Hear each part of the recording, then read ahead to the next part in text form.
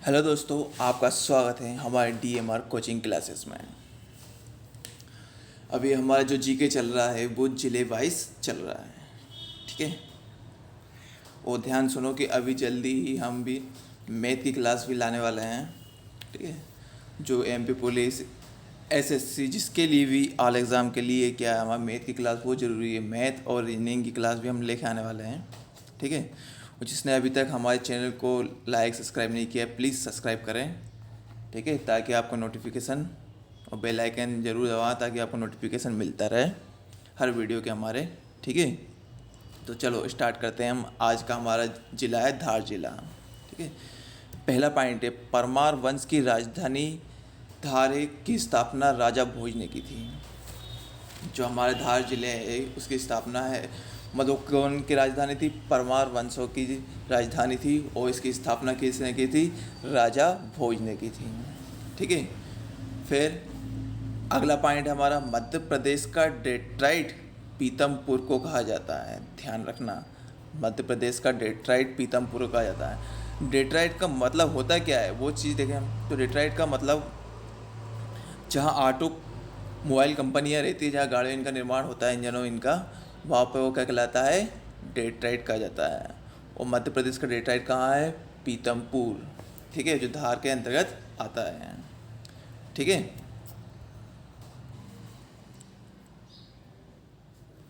अब city of जाय मांडू को कहा जाता है।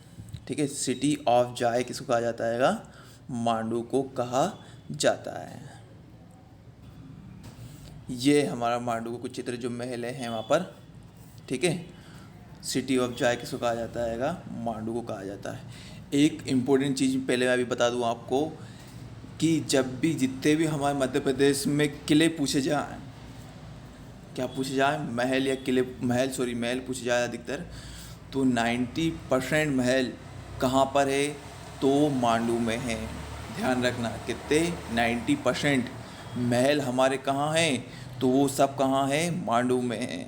जब ये क्वेश्चन पूछे तो 90% तो ये हमारा ये रहता है। एक ये ट्रिक है छोटी हमारी शॉर्टकट की, 90% जो हमारा है वो महल कहाँ पर है? मांडू में है।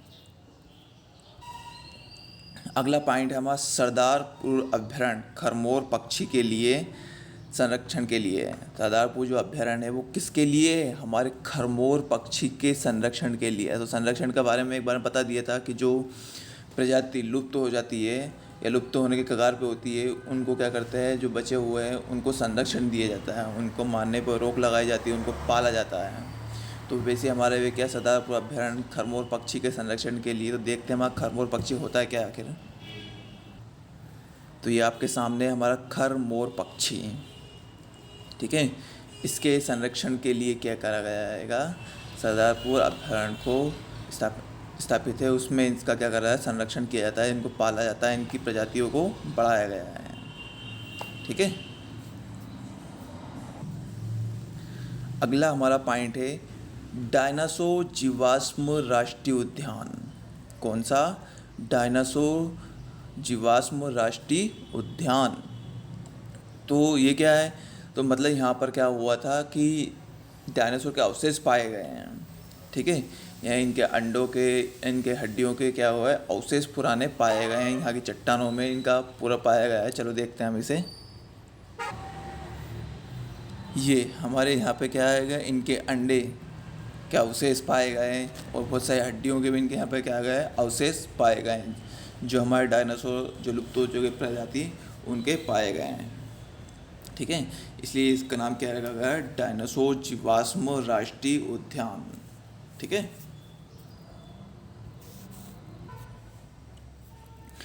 तो हमारे यहाँ तक क्या था? परमार वंश की राजधानी स्थापना मध्य प्रदेश का डेट्राइट पीतमपुर कहा जाता है। सिटी ऑफ जॉय मांडू कहा जाता है। सरदार अभ्यारण्य खरमोर पक्षी के संरक्षण के लिए है। डायनासोर जीवाश्म राष्ट्रीय उद्यान होगा। अब होगा हमारे बाघ की गुफाएं, होशंगसा का मकबरा। ठीक है, तो बाघ की गुफाएं, तो आपको एक चीज़ मैं बता दूं कि बाघ की गुफाएं इसका नाम क्यों पड़ा? पहले यहाँ पे एक गांव रहता था। ठीक है, तो वो गांव क्या होगा? धीरे धीरे यहाँ से खाली हो गया, इंसानों ने वहाँ पर रहना बंद कर दिया। फिर वहाँ पे क्या गया कि बाघों ने रहने लगे, तो इसलिए उस गुफा को क्या कहा गया, बाघ की गुफा। उस गांव को भी बाघ नाम दिया गया, और जो नदी पे बसा हुआ है उस नदी का भी नाम है बाघ नदी। ठीक है, तो ये ध्यान रखना कि उस गांव का नाम भी बाघ है, और जो गुफा भी बाघ की गुफा है, वो जो नदी है तो उस नदी का नाम भी क्या है, बाघ की नदी है। ठीक है, तो ये आपको बता दें। चलो हम देखते हैं उसकी इमेज। ये हमारी बाघ की गुफा है।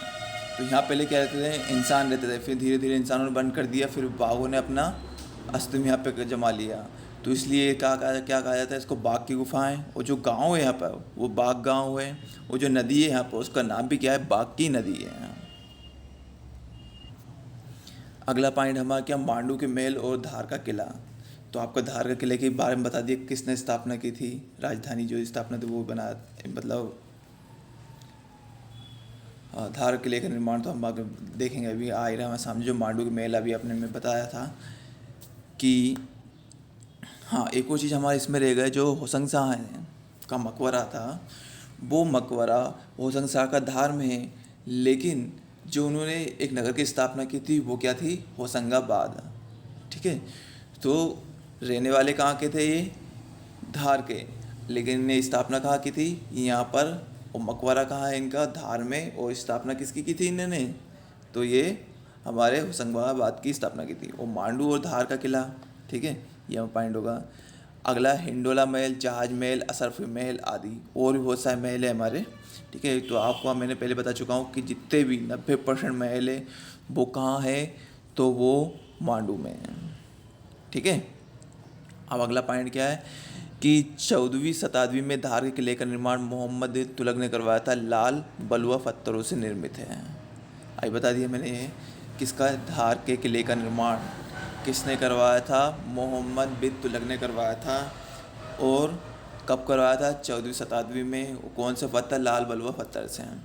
और एक बार फिर मैं बता दूं कि होशंग शाह का मकबरा धार में है। ठीक है, लेकिन उन्होंने किस नगर का स्थापना की थी, तो होशंगाबाद नगर की स्थापना की थी।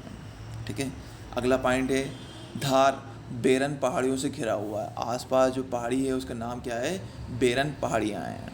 ठीक है, अगला 11वां पॉइंट है हमारा क्या, मूर्ति कला के लिए प्रसिद्ध फड़के स्टूडियो धार में है। ये क्वेश्चन बहुत इंपॉर्टेंट है कि इस फड़के स्टूडियो कहाँ पर है, तो वो धार में स्थित है। और एक और हमारा मेन पॉइंट है हमारा क्या, खरबूजा महल धार में है। ठीक है, thank you, like share subscribe जरूर करें।